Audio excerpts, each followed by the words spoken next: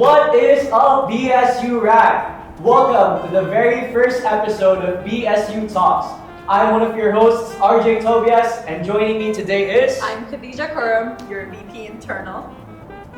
And joining us here today is... Sir Abel Anil Thomas. I was a former lecturer of BSU. It's great being here. It's great seeing you guys. We're gonna have fun. We definitely are. I'm Angelina, psychology lecturer. Thank you so much for inviting us to share our thoughts. Oh, definitely. Today's topic of the podcast is the science of happiness. So, starting off, guys, just to break the ice, what is happiness to you both? What is happiness to you, Sir Abel? Give him a falafel roll, he's happy. Yeah, give me a shawarma, I'm happy. Wait, that's so real. I know, right? It is! But I think, to be frank, happiness is a very subjective thing. You know, shawarma might be happiness to me, but to a person who has cholesterol, shawarma is a Heart attack risk. Exactly. So I think happiness is nothing but something that makes you feel good. In short. Very interesting. But like when you say like it's like something might be anything that makes you feel good, does it necessarily, if it makes you feel good, is it really good for you that way? Well, then that's like a higher dimension to happiness. When you ask the basic question, what is happiness? It's in a nutshell something that makes you feel good, but it doesn't necessarily have to be something that's good for you. As in, a person could be happy smoking a cigarette, but the cigarette is not really good for you. But they are having happiness in the act of smoking a cigarette. You get me? I do. Yeah. It's very There's understandable. there's just things that are, good for this, but not good for this. Like, it makes you happy, but like, But it's not you're not going to be happy in the yeah. long run. Yeah, exactly. It makes sense. It makes sense. But like to start off, where we've already talked about how happiness is subjective and everything. Do you think that being happy is a privilege these days? Yeah, like I said, happiness is a very basic, universal, personal, intrinsic emotion. But because of how this society is portraying happiness these days, we associate happiness with something external. You know, we tie our happiness to people, to possessions, any kind of achievements. Yeah, absolutely. Yeah. So the society we live in today has created this illusion of happiness being tied to these external successes and possessions. So we associate happiness to people and we treat it as a goal. But the thing is, happiness is not a goal. It's not something that we have to earn it. Yes, because of how the society is right now, it's being portrayed as something that should be earned and chased after, but I think it's all within us. But like, what about the fact that like those people that like where we're doom scrolling and we're getting those little injections of dopamine? We'll get to that part. We have things to talk about, these dopamine rushes. I totally resonate with what Angelina said. Chase happiness. It's like a struggle, I think. A lot of us go, yeah. See, if you don't get your extrinsic... the very fact that we are human, it shows that, it infers that we are hardwired to experience happiness. You know, your brain, your body and your mind, you are hardwired. You are existing. One of the purposes is to enjoy or experience happiness. It's a basic emotion. So it's out of the question whether people deserve it or not. By the fact that you are born a human, you are born to experience happiness. But if you take a look around us, the way that society is structured around us with its different hierarchies and socioeconomic statuses, you will see that there are some people for whom happiness is more accessible. And for some people where happiness is less accessible. Basically, people with resources being more accessible to happiness. That reminds me of the saying, money can't buy happiness. But I heard like an add-on to it where I would rather cry in a Ferrari. Right? Like, money can't buy you happiness, but it can buy the things that make you unhappy away, so that it makes it easier for you to be happy. It does make sense, but like at the same time, like it's it's that sort of thing where I would personally say that if someone's born into more of a resourceful family, they do have that privilege of They do. feeling happy in a because they've got the money to do all those things. But when it comes to people who are lesser fortunate in that term, they don't seem to be finding happiness in living in a house where there's no lights or there's no AC in this UAE weather. So I feel like if to answer my own question, I feel like it is a privilege, and where it sort of does depend on the fact that you have It does. materialistic- Totally. I those things. think happiness is a very transient emotion. You can't always be happy. That's not possible. That's not Very true. possible. Yeah? Or See, you're you can feel content with yourself. That's a different thing. But happiness is a different thing. You can't always be happy. We have to sort of bring a balance in our life and accept that we have both happy moments and sad moments, both yin and yang part of life. So what do you think is the difference between feeling content with yourself and then feeling happy with yourself? I feel like there's a massive difference. Yeah. Have you heard of this concept called self-sufficient? Yeah. Are you happy with what you are? From time to question. time. Yeah. Time to time, changes. Yes. So we can be happy with what we are only if we accept us as who we are.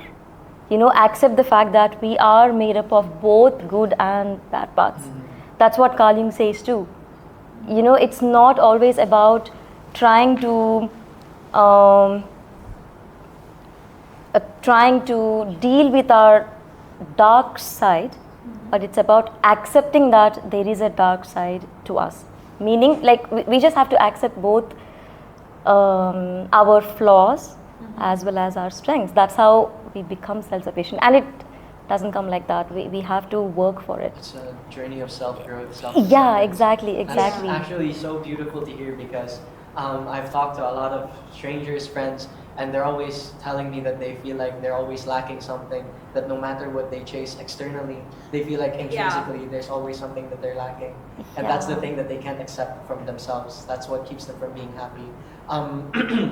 I don't know about you guys or you, Khadija, but in the past, have you guys ever struggled with anything like that? Like feeling like you can't be enough and that you're not worth being happy? Oh yeah, that Just last happens a lot because we are constantly comparing ourselves with others. Comparison is the thief Correct. of joy. That's what they say. Yeah. No, so for me last year it was more like I had my life so busy down to the spot where I would get only 2 hours of sleep a day, and I was still not. I was potentially doing all those things that should have been making me happy, but it wasn't the case. Instead, it just exhausted you, right? It exhausted me to the point that I spent these summers sleeping.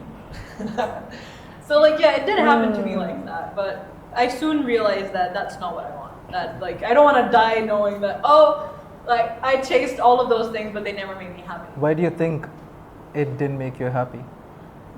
Because for some part of me, I was doing that for others, like my family or my parents. The having that, them being proud or something of the sort. But then when I started following what I really wanted to do, which was art, I'm a very artistic person. When I started doing that, even though it doesn't make me any money, it takes up a lot of my time, but it's something that makes me happy. I feel nice doing it. That's interesting, because as far as I understand, the idea of what's gonna make you happy was drilled into you by other people. Yeah. And you spent your time chasing that idea of happiness, which was fed to you by somebody else. Exactly. So that was, in the past few days, the 3 months that I spent, most of my friends I ghosted entirely, switched off my social media. The only thing that I had was the SC going, and then I just spent time with myself and tried to find out what I really found that could make me happy. This reminds me of this phenomenon proposed by Abraham Maslow. Have you heard of his theory of hierarchy of needs? Yes. Yeah, what did he say? He was trying to understand what's our nature, what's our motivation, correct? So he placed our needs in a hierarchical positions, and he said that only after meeting certain demands, certain needs, can we move on to the next level. So we have physical needs, physiological needs, we have safety needs, belongingness needs, self-esteem needs, and finally, ultimately, self-actualization needs. So what's exactly called self-actualization? Do you know? I think when I studied this back in high school, I think it's more like the legacy that you leave behind. That's the Okay, okay. self-actualization. That's my concept too. Yeah. Leaving a legacy. Contrary to the popular belief or understanding, self-actualization is not something that you have to ultimately achieve. Because even when I was studying, I thought, okay, after moving up, after finishing off, meeting all these needs, I maybe become the self-actualized person. Like a checklist. Yeah, like a Yeah, checklist, like okay? But then Abraham Maslow, he understood that it's not really a stage to achieve. It's a phase, it's a state actually. So what did he do? He studied a few historical figures whom he thought were self-actualizers, and he wanted to see their behaviors, their habits, what is their perception on life, why are they different from the rest of the population. And he understood that they have these different personality characteristic traits altogether. They view life in a different way. They find joy in little things, just like how art really makes you feel good. Similarly, maybe helping others make them feel good. So I think it's all about finding joy in our life, little joys, and enjoying the present moment. Interestingly, not everybody is able to get to that point. Apparently, according to research, only 10% of the population could achieve the self-actualization. And again, self-actualization, like I said, is a state, and it's a transient state. So you basically you can downgrade from that as well. Yes, Yeah. exactly. Yeah, he studied Albert Einstein, Eleanor Roosevelt, Oh, William those are big names. James. Yeah, so he understood that even they have. They have their times where they're not self-actualized. Yeah, it's all about the peaks and valleys. Makes a lot of sense, yeah. You know. But just to contract back to the question, as far as we are concerned, we are sitting in a comfortable studio, we're recording in a comfortable studio. You guys are watching this on your device, you're watching the podcast on your device. Automatically, it infers that you are kind of privileged, at least a tad bit more privileged, and hence happiness isn't really out of your reach. It is there, you just have to know how to reach out and grab it, which we will also be talking about. Yeah, these are very interesting, things. But that brings me to like my second question. Would be like, these days everyone is hunting for happiness. Like that's the one thing that's always in demand and never in market. It's true. Uh-huh. So, what do you think? Do you think that this search for happiness, that this constant, looking for it, would lead to an unintended happiness in that one person's, like feeling unintended unhappiness? Sorry, that was, yeah. Not wanting to be unhappy, but then you turn out to be unhappy just because you keep on looking for it. It's like one thing after the other that you keep trying. Yeah, So- that's a crazy question, but yeah, please go for it. So in psychology, we call this happiness paradox. Okay. So it means the more we chase something, okay, the less you actually feel it. Wow. Yeah, that's called happiness Funny, paradox. right? That's so funny. But how that's does our that human work? nature, yeah. We're always trying to be better. We're always trying to. We're just never satisfied, and of course that keeps us motivated as well. So I think in the context of pursuit of happiness, we need to understand that it's not really a goal, but it's a journey. It's a journey. It's not a goal. It's available all around us. We just need to find out and reach out. So when do we know this tiny spot between motivation turning into craziness towards finding happiness? There's a difference where this unhappiness is a motivation to be better, And Yeah. then but there's then a part where you're just where forcing it yourself. becomes self-destructive. I think it's a fine line, Yeah. It is motivating when you are able to find joy in each and every step of the journey. But if you view, I'm not a fan of the term pursuit of happiness myself, because it implies that it is an end result or a destination. But like Angelina said, it is the journey itself. It's not the light at the end of the tunnel, but the tunnel itself that is happiness. So the moment you stop enjoying each and every little milestone and look forward only to the destination, at that point it becomes kind of self-destructive. You're basically being, or you're ignoring all the side quests of happiness and focusing on the canon arc of happiness. You know, you've got these side quests As too. long as I get there, I'll be happy. Exactly, that's the mindset to have. But no, Yeah. you're happy being here. You got to be happy being here. Yeah, that makes sense. Yeah, that's such a healthy thing to have as well, because then if you think the happiness is the chase, then why are you trudging? Like, you're just forcing yourself to walk. Yeah. So you At have the to be same happy time, with every step. we're looking for, if you look at it these days, it's everyone, you know, at the same Yeah. journey, and it's most people that keep on looking at it like that, like, okay, this tunnel, that the light at the end, that's it, that's where I want to be. That's where I'll be You know, happy. I've got a lot to add on that, especially for the younger generation where social media has drilled again into us Ideals. Yeah. the ideas. You know, the Ideas. next pair of Nike kicks is where you get happiness. The iPhone 16 is where you get happiness. Getting into relationship is where you get happiness. Your dream job, dream car, that is what happiness is. But that's not exactly happiness. The process of getting there is where you have maximum opportunity to grab happiness. You need to remind yourselves again that it's not the light at the end of the tunnel. It Again, is the like, tunnel. Comparing happiness being intrinsic and not chasing extrinsic things that will make you happy. Like, you have to be happy with yourself and with the things you're doing. And you mentioned relationships as well. As as a person who constantly chases relationships, there's this thing about I can't be happy when I'm alone. And what's the, like, how do you get rid of that mindset? What's like a thing to help combat that? Because I've always heard that if you find a hobby or if you find something else to spend your time on, you'll be happy. But sometimes how do I say this? The enticement of everyone else having it, and you feel like, why am I not in why that don't in group? I Why am have I it? the only one out of that? That's a competing thing, isn't like it? a FOMO basically. Yeah, it's FOMO, and it's tough, but it's also a component that keeps me away from happiness, I think. And I don't know, another extrinsic thing to chase. Yeah, no, I get that. I was that way with, like, you know, as a child, I was a very big car person, so I'd be like, oh, I want that Jaguar E-Type, like, that's it. That if I get that, I am set for life. But then, like, it's the point where I myself drove myself to the point where I was like, do I really? Do I know myself? What am I doing to me, like, to get there? Because again, materialistic things.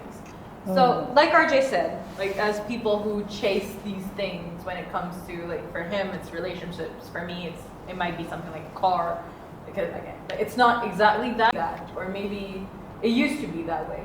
What is something that can help other people or us combat these things, where we're competing to get there? It's okay to chase after these things. We're not saying just stop that, derive only from the intrinsic, thing. If you're not finding joy in these little things, you got to figure out what really makes you happy. That rests completely in your hands. Because only you know about yourself. So you got to figure out what works for you, what's empowering to you, and what makes you find meaning to your life. Instead of compare, I know we are always trying to look at ourselves from the other person's eye. Yeah. It's always about how he or she is looking at me. It's like a But how are CCTV you thing. looking at yourself? The only That's very person you should be important. comparing yourself to is your past version. Yeah. I think that's where you should stop. The moment you start comparing yourself to other people, it's gonna get a bit self-destructive. That's interesting, actually, because if we look at it right now, like, there's for girls, like, everyone that's watching or hearing, it's that on Instagram there's this thing on there, on social media or on Facebook, where it's like, oh, I have to be this way, like, I don't have a chiseled jaw, I don't have high cheekbones, I don't look tall. These influencers, man, they're just It's warping your perception. Like, why am I not like that? And like, I myself have seen myself getting affected by it, and because generally, if you look at in my country's nationality, where women aren't that tall or aren't that broad, but I was born as someone who had, like, a broader bone structure. I was taller than most girls always. So watching through all of these things, it brings me back to the point, like, social media in itself, how it is constantly forcing you to compare yourselves to either Instagram models or guys who go to the gym and get ripped like animals, and then there's people who are constantly driving like LaFerraris or stuff. So like when it's that, how do you think it's good to put a stop on that? For me, it was completely logging out of Instagram and just putting it on mute. No checking it. And my friends keep complaining. It's like, Khadija, we texted you. But yeah, how do you think we should go about that?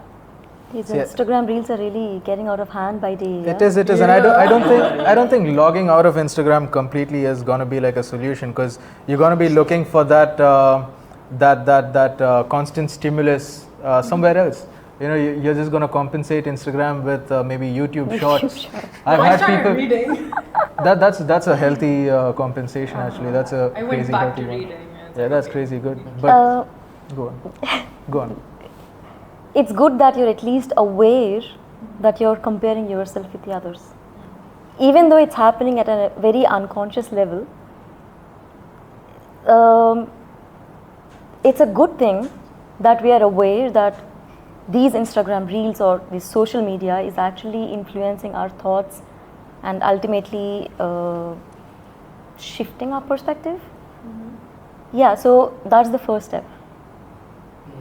Being aware of how this information is getting primed into our brains, Yeah, you were saying. No, I totally agree with what you were saying. Yeah. Okay, so can I just do a quick recap of everything we've talked about up to this point? So basically, happiness is something you find within yourself, and there'll be a lot of things outside making you unhappy, whether that be your economical position, whether that be comparison, whether that be the things you see online.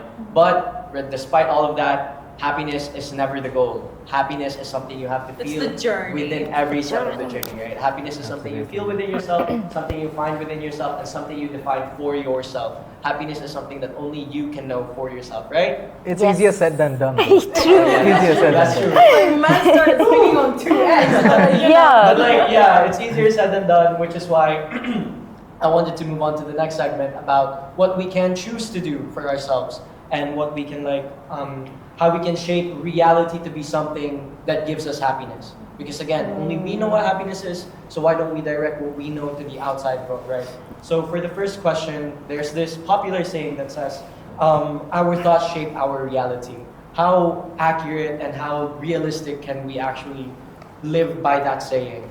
See, I personally resonate a lot with that phrase. Your thoughts shape your reality. And when you introspect and go a bit deeper into your mind, you understand that your mind is actually a very powerful entity.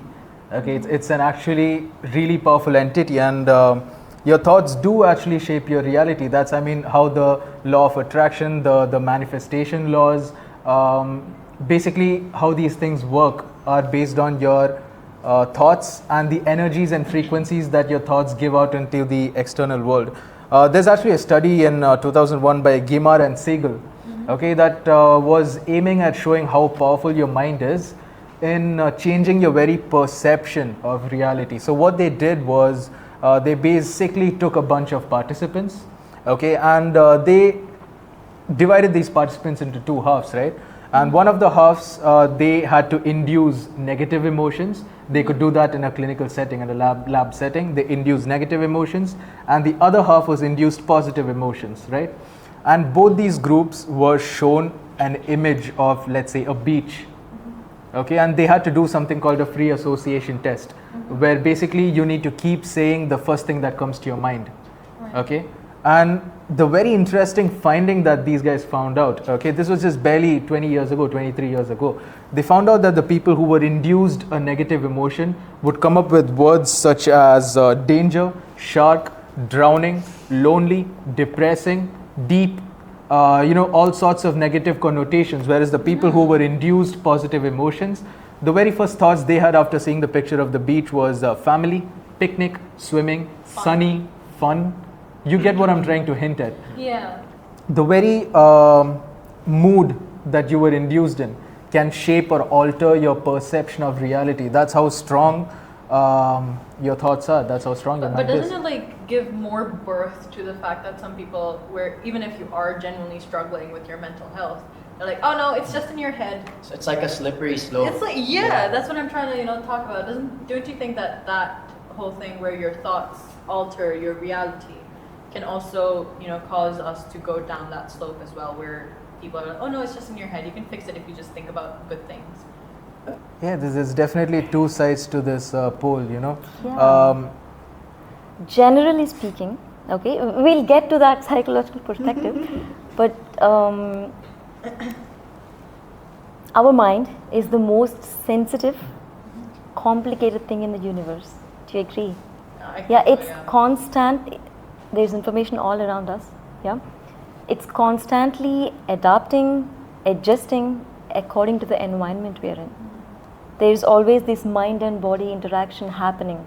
So let's say from a very biological point of view, the more you think about something, maybe a negative thing or a positive thing, the more neurons get fired up, and the more neurons responsible for that thought fire up, and you strengthen your neural pathways related to that thought. So it's like a greater than equation, where there's a crocodile mouth, whether it's towards the negative ones or the positive ones. That's all depending on how your neurons are firing, but depending on how you're thinking of. Yeah. So the more these neurons get fired up, the more you're the more you're reinforcing that thought, and that's what shaping your reality. It's like a muscle. The more you exercise it, the more you work it out, the more stronger it becomes. Exactly. If you keep thinking negative thoughts, the more the muscle for more negative your thoughts will become. And just to come back to the question that you asked before about the slippery slope, we can't just expect to fix things in your head and sit in a dark, gloomy room with zero social interaction, no sleep, no diet, and expect your thinking to fix the problem. Thinking is a big part of the problem, definitely, but you also have other factors that do factor in. You need to take care of all these factors together. Only then can someone come out of a rough patch or a blue mood, So you can't really tell somebody it's all in your head, fix your thinking. Sure, it's a big part of it, but there are a lot of other factors that factor into. You need to have good social interactions, you need to sleep well, eat well, take care of your body, because ultimately that's your mind. That's your mind, yeah. No, that was going to bring me to basically the next question. Yeah. Like how do lifestyle choices affect your happiness? How do you treating yourself physically, your diet, your social connections? How does that? Yeah, make but at the people same time, happy, see, like for that question, like that one thing came up in my mind where I've seen gamers, right? It's like not to call out anyone. Gamers, okay, right? I've seen them stuck in their seats for like 12, 13 hours. Terrible lifestyle choices. But somehow they're still happy. They're still happy. And like that dopamine kick thing is working for them. Are they really? I mean, how do you know they're happy? Because they seem content with the way that they are. Really? Like, Isn't that how as long as they're addictions? sitting in front of the computer, yes. But then when you take them out, that's when the moment they need to step out and face the other side of the world, can they continue that happiness though? So it's like a band-aid solution. Yeah, so They're you just gotta it's not rip it true off. happiness, it's just the dopamine rush. They're just addicted to the screen. It's like a gateway, it's like an escape mechanism.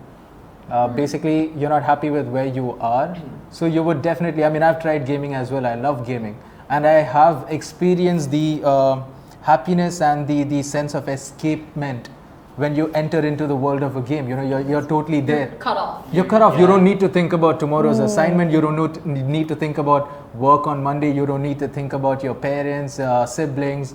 You don't need to think about stuff. You've got a different world going on. Yeah. Sure, it's designed to make you feel happy, but life is out there, not in there. Yeah. So relying too much on gaming, big no. I think it's a good way to maybe de-stress, loosen up a bit. Sure. Yeah. But we need to know when to cut off, disconnect. When to disconnect, exactly. Back to reality. Yeah, that's fair. Because as you said, 12-hour sessions, maybe 12 hours. maybe a bit too much. But again, gaming, I think. Archie, can I check your Steam hours? Let's get back to that maybe on episode 5.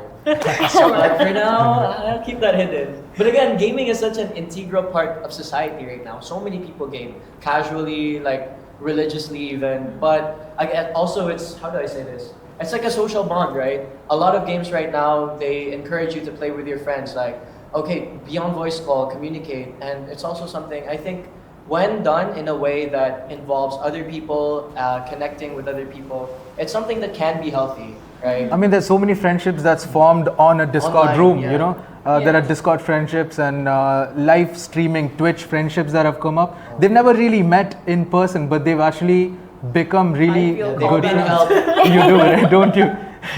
I feel called out. So I think, yeah, gaming disconnects us from reality, right? But as long as we bring people from reality into that world with us, I think we can keep a healthy connection still. Exactly. So it's all about the balance. Mm-hmm. You know, we cannot speak for them. We can't say that, they're gaming, so they're escaping from reality. That's bad. Or we can't even say, oh, they are completely happy. They seem happy. We don't know that. Like I said, it's a very, very subjective thing.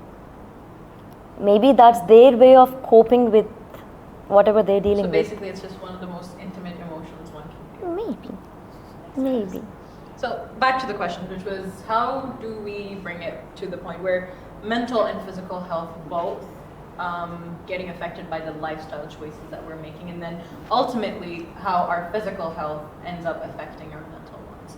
So, you know, what do you guys would like to add on to that? Like, in a way, do you think that maybe RJ can question you better on that? Let me think. So, how do like your personal choices, right? Yeah. The things you do from day to day. How do you build up like a healthy habit that makes you physically and mentally healthy?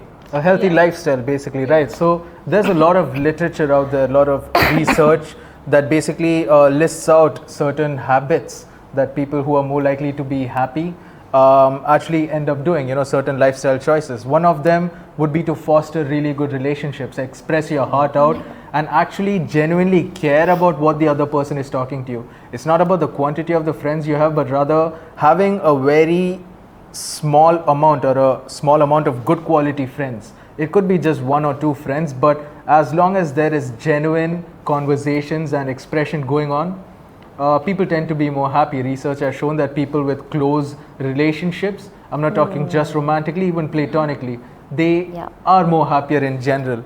The second very less common notion is you gotta go out of your bubble and do acts of kindness.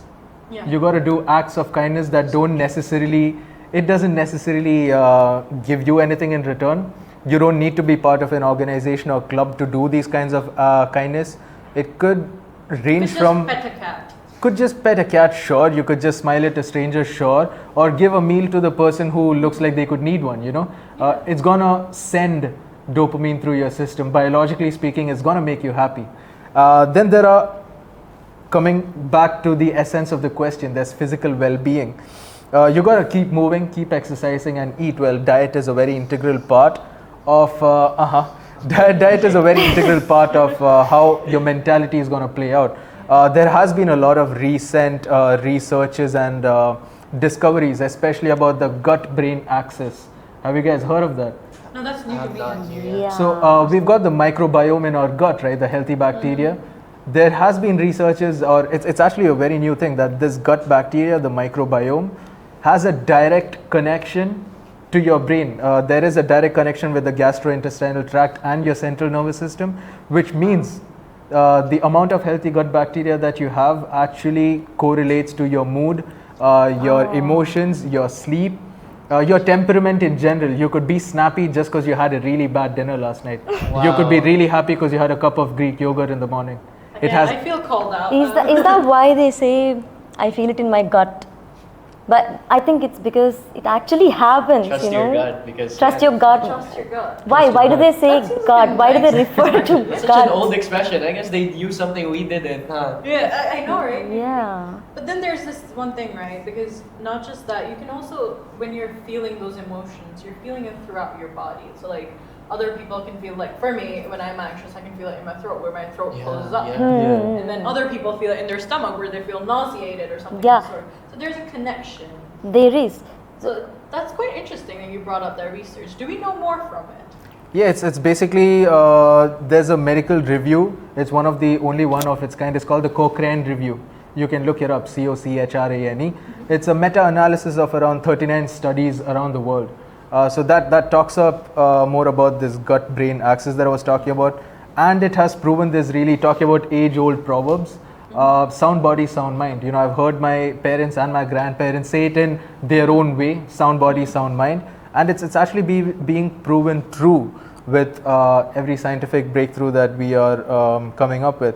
And there's also a lot of link between consuming excessive processed foods, sugary foods, consuming less high fiber vegetables, with depression, to be honest, with I straight came up up with with a list. depression. But doesn't like sugar induce dopamine as well? Yeah, It sure, but you does. crash. It's like a You drug, crash. right? Ah. You do get the sugar rush, but you crash. That's why mostly breakfasts have sugary. Oh, the cereals. Yeah, the cereals. Cut them out. Wait. I isn't love that the Pancakes. Nutella, man, not the I Nutella. say, you can't take my Nutella away from me.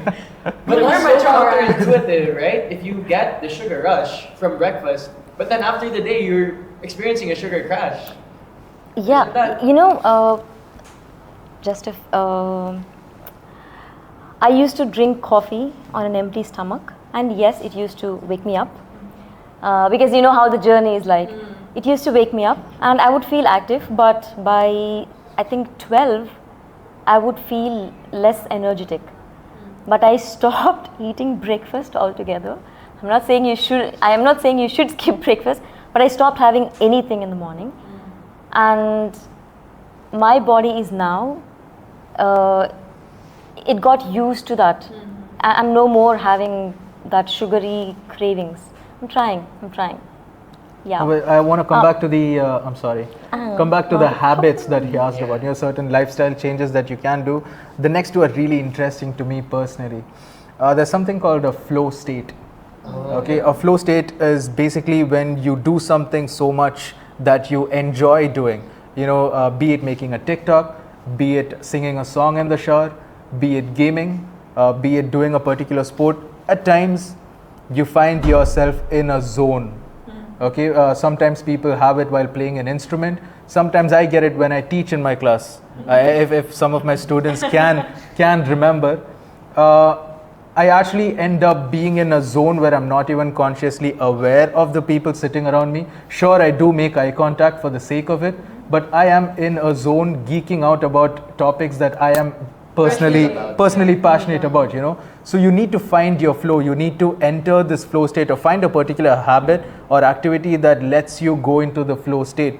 A pioneer in this research was Mihaly Csikszentmihalyi. He's a Hungarian American psychologist, and he has done quite a bit of research on the flow state, and people who have experienced, and I'm sure people do regularly experience a flow state when they are engaged in certain You're activities. just not aware of it. But you got to be aware. Be aware first what gets you into the flow state, do more of that activity.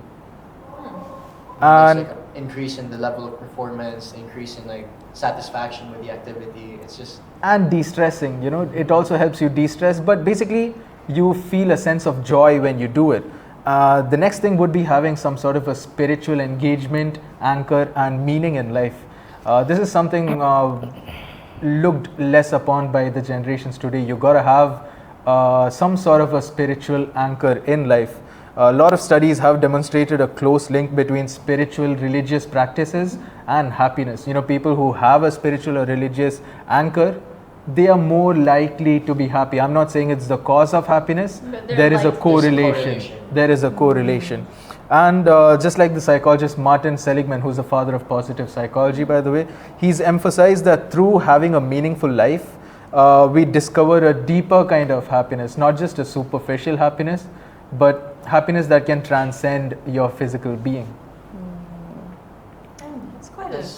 that's touching. That's a because, yeah. heavy thing to say. Especially the spiritual connection, because you mentioned that in the people in the generation today, I think we are losing touch. We with are religion. losing touch So, with religion. Yes. there's the thing about everyone persecuting. Okay, that's too much. That's too much. But yeah, I think personally, there's this one community I'm part of that I do encourage everyone to join. Anyone in the audience familiar with Youth for Christ? Any Youth for Christ? So yeah. Which but again, what is it?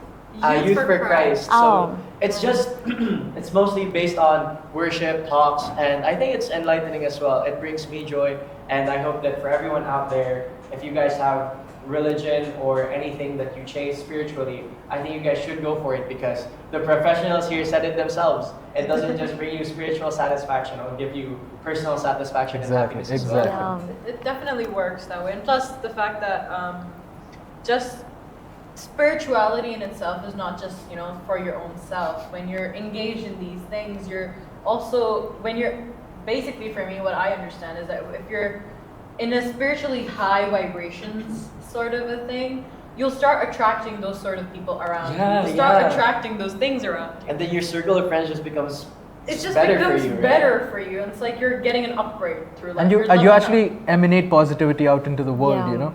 You're basically going to do good deeds to people who did not really vibrate at your level, and you're going to help them vibrate at your level too. You just it's just a forest fire. You're just going to So start up. it. Yeah, it's like a gift that keeps on giving. I read Exactly. somewhere you attract people based on what you are, not what you want. So if you are content with yourself, you attract such people, and you, like he said, you vibrate at the same frequency. Yeah, that also brings me to another question. So, like physical, like we're talking about physical health, our body and our mind's connection, the vibrational frequencies when it comes to this, the vibes basically. Okay. So, again, as people, as a person of science, I've studied science all my life, so I know that everything out in the universe sends out vibrations. That's a basic concept. But do you think that being, like physically being in an area where these vibrations are not entirely correlating with yours, does that have an effect on your mental health or your physical health per se? See, being a person of science myself, there are certain things that science cannot really explain, no matter how much you try. There's more to life than just science. There's more to life than just spirituality. Yeah, no, it's definitely. all these dimensions together. So coming to your question, if you are in an area where the vibrations are not corresponding or they're not congruent with your current vibrations, they're definitely going to have an effect and alter your current vibrations. As if your vibration is not strong enough to alter the environmental vibration, You'll start getting all you're gonna get altered. So it totally depends on which vibrations is stronger ones. The survival of the fittest. So like the thing that the vibes don't match really is true. Really It is is true. true. It is, It yeah. is true. Not just with people, but the place. The right? place as well, yeah. See, the thing is, the human mind, like I said, is really powerful. It's really a strong observatory tool. So we pick up on non-verbal body language cues. We pick up on certain things that just kind of put off people. Sure, she might have smiled at you. Sure, she might have shook your hand. She might have even bought you coffee. Sure, but there's something about her that just puts you off, and we don't know what that is. It's just non-verbal body language cues. Almost 80% of communication is non-verbal, and you pick up on it. You're not even aware about it. You don't decipher it consciously. It just happens. You're You hardwired to do intuitively that. are aware. You feel it. That's what the gut feeling is basically. Oh, so that's why it all circles back. It all circles back. So, speaking of circling back, I want to talk about habits again. And since most of our audience are going to be the students here at university, I want to ask, how important is it that we build those habits during these youth years while we're still young? We're still impressionable minds, Yeah. basically. See, personally, sure, you can be an impressionable mind, but as long as you don't personally understand the importance of these habits, you're not going to inculcate them. It's just going to feel forced to you, forced upon you by your parents. You know, sleep on time, eat well, don't play too much. You know, the natural response is going to be to rebel. Yeah, no, you don't know what you're talking about. I want to do what I want to do. But unless you personally feel the importance of getting 8 hours of sleep, which I recently at the age of 26 am understanding now, unless you understand personally the importance of like a good night's sleep, you're not going to try your level best to get a good night's sleep. You know, we have to form the habits. That's why we have this phenomenon that follow something for 21 days. It becomes a habit. It becomes a habit, yeah. 21 days is the It's like the trademark. threshold. Can I say threshold? You do something for 21 days, you inbuild it So into it's like yourself. a deadline of sorts. Like you started off 21 days and you're in. Yeah, let's say first becomes day, a habit, obviously basically, yeah. it's very hard. It's very, very hard. Second day, it's very hard. First 1 week would be you learning to accept the fact that something's changing. You're changing your habits, or you're breaking the pattern. You're unlearning what you've learned for these past years. Okay? First week would be that. Next week, your body, mind is adjusting to the new reality, and then you slowly get your mind and the body used to it. So like for me, it's more, it resonates a bit more because of like, we have Ramadan, right? As Muslims, we start fasting. And first week, it is so hard. It's the hardest. Because like, again, you're not used to it, and your body's like trying to go back to eating during the days and, you know, like having water. But then slowly, as the 4 weeks are passing, for us it's 30 days, 31 days. But while it's passing, you start getting used to it, and then you have to break that cycle and come back to your normal life after that. I've heard a lot from my friends. You know, they're so used to fasting and eating very less during the day and eating a lot during the night, actually, that they it's harder for them to come back to normal routine. It's harder for them to keep drinking water during the day. I struggle with that still. Yeah, my friends ended up with kidney stones. It became that serious. No. Exactly. Yeah, it does get serious at times. It does, because it's sort of hard to break that pattern when you work so hard on it.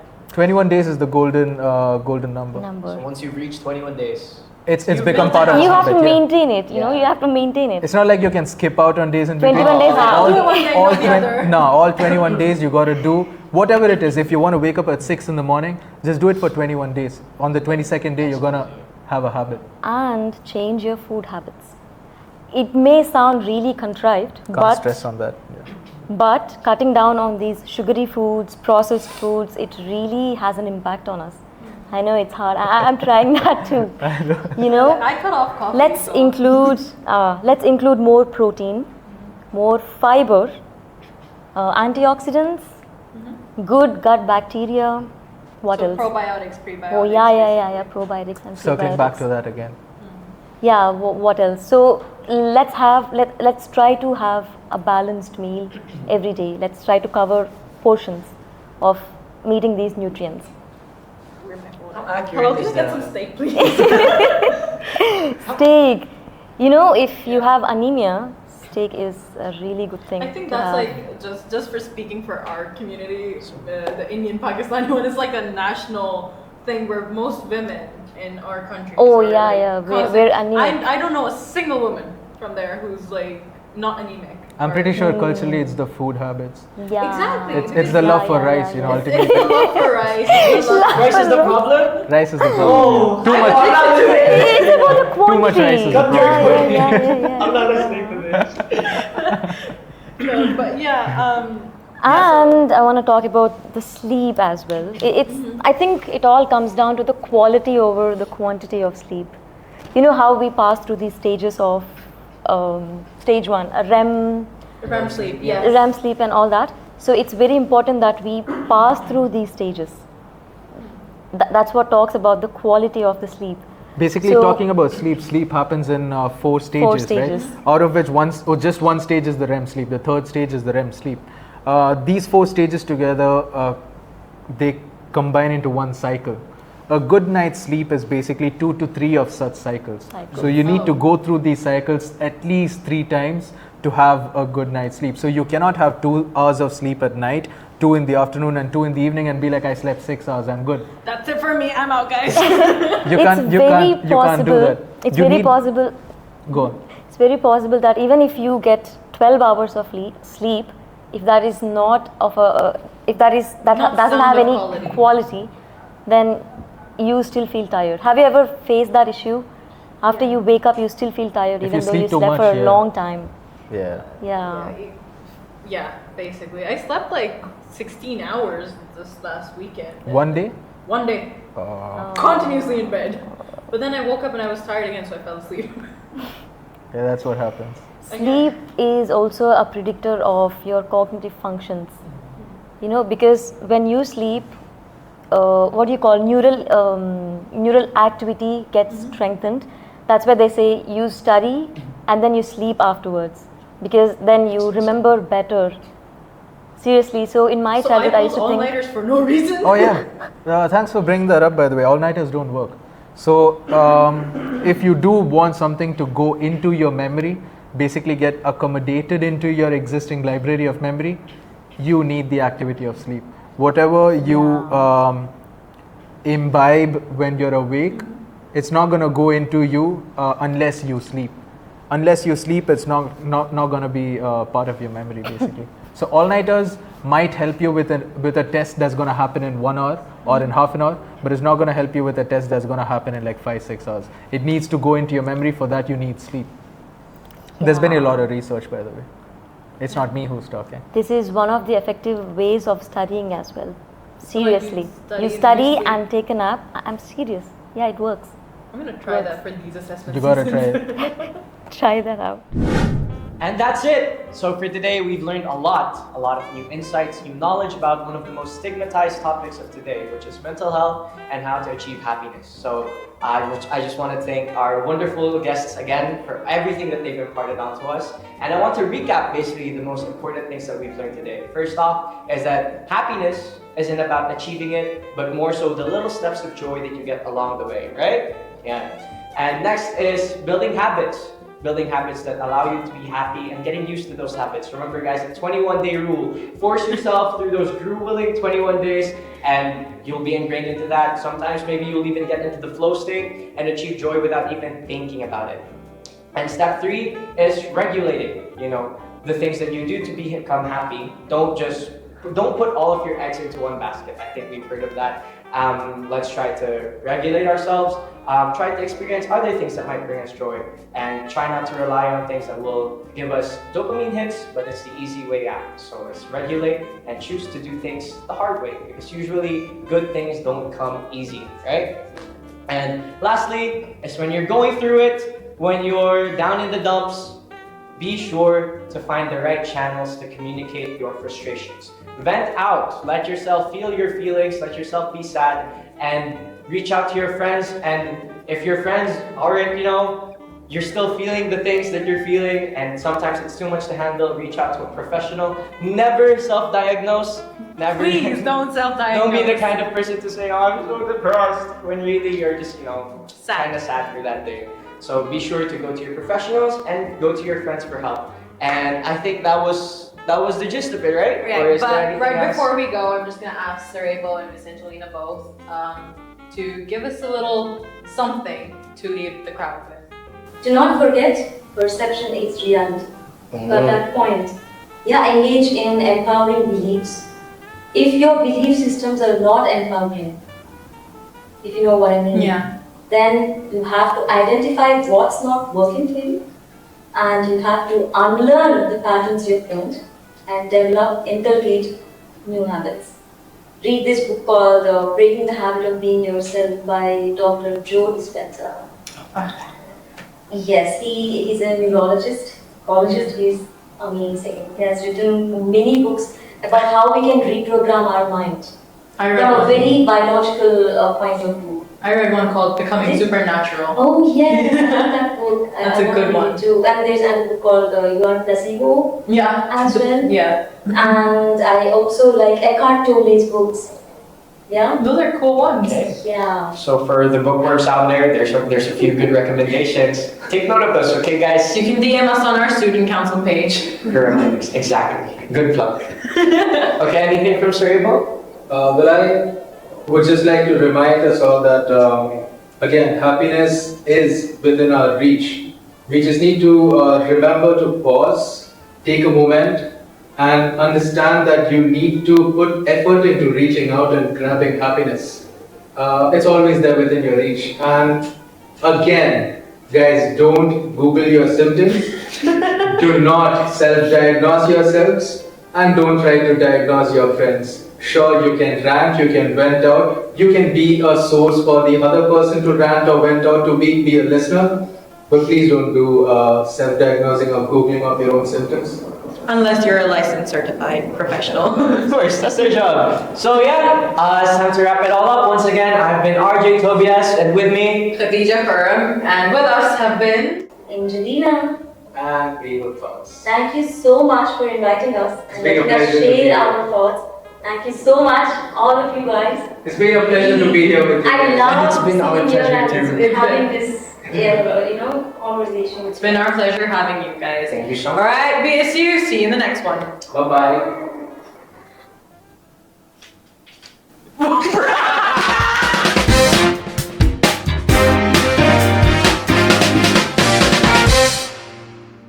Bonjour!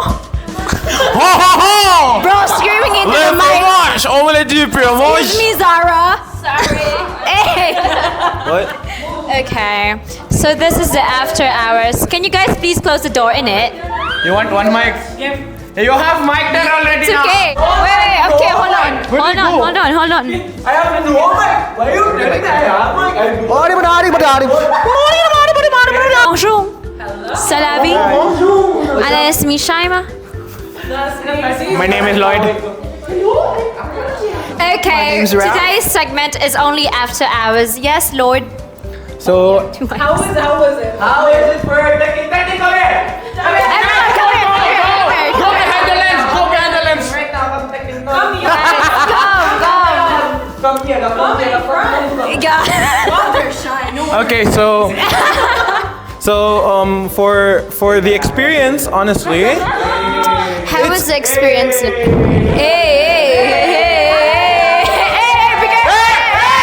so the experience-wise, having done podcasts before, this was way better than expected. Exactly. I really like the setup. Yeah. I Yeah. mean, other than the ending, Thank you, DJI. Oh, we have to give a few shout outs to people who, let us lend The helping hand. lent us Hello. hold on. Okay, let's start with like the transportation. Thank you so much to Mr. Naeem for the transportation. Sir Bassett. Sir shout out to Bassett. Ubaid, bro. He came from Yeah. Sharjah. Shout out to Ubaid. Yeah, thank you to Ubaid also for picking up the microphone. Also to the person who owns the microphone, Vincent. Thank you so much for the microphone. Thank you, Vincent. Let's give a shout out to Project Manox. Project Manox because they own the microphone. So thank you so much for that. What else? Thank you to our lovely staff at BSU right now accommodating us and making sure that we're okay. Shout out to the education committee. Education Committee first episode. Yes. Shout out to the guests. The student. Wait, the guests, Miss Angelina and Sir Abel. Facts. Sir Shawarma Abel, we for miss you life. so much. Yeah. Sorry, but it's so hot. RJ found being gay. Also, shout out to the student council, Iza and Jumana, who weren't here, who weren't able to make with it us here. in spirit. Yeah. They will always be in our hearts. Actually, Jumana is always inside remember this. Shout out Inside to this. Jumana, the only psych student in the council, and she's not in the psych episode. Like, hello. But But may God rest their souls. yeah. Amen. Amen. Yes. What else? Yeah. Follow my Instagram curiously with an extra Y. Wait. Why are you taking your Instagram plug? It's a sponsorship, not a plug. We're just gonna say shooting episode 1 was fun. It was amazing. It was so fun that I actually slept. That actually. Okay. Yay! Shout out to Rika, Jay, Nava. Zara, Shout Jan, out to psych department for Naba. holding the MPHW. Khadija? Khadija? Thank you so much. Have you forgotten someone? People? Thank you to me. I'm from Abu Dhabi.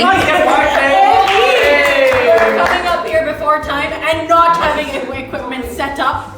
It's not my fault. Y'all are Okay, well, very, To very Sophia, welcome. Sophia, our editor.